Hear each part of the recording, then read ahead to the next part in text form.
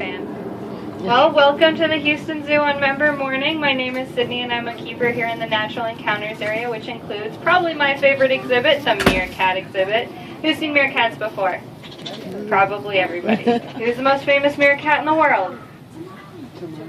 Timon, yeah! Well, Lion King did get a couple things right, but they didn't get everything right. We'll start with, where do they live? Does Timon live in a rainforest in the movie? Africa. He does. Well, that's not completely accurate. In the wild, meerkats actually live in the Kalahari Desert of Africa. It is a very hot, a very dry, harsh place. It actually looks a lot like what this exhibit looks like. There's not a lot of grass, not a lot of greenery. It's very rocky. There's a lot of sand, but that's what they like because meerkats are diggers. They dig pretty elaborate tunnel systems underneath the earth because that's where they're going to spend a lot of their downtime. It's kind of like living in a huge mansion. These guys live in huge family groups up to about 40 members.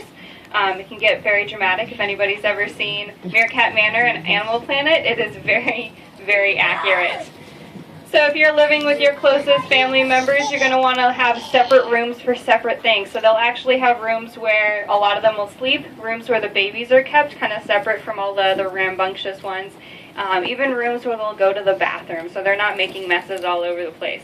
Now another thing about living with a bunch of other meerkats is that you have to have someone that's in charge. Meerkats are extremely feisty, very dramatic animals, and they have to have someone who just kind of tells them what to do and keeps an eye on everything. And that's the alpha pair. There's an alpha male and an alpha female in every meerkat group, here at the zoo and in the wild. And they get to be the alpha kind of by fighting it out. It's not a pretty picture, but only the strongest want to be the alpha pair because they are actually the only ones that are going to have babies.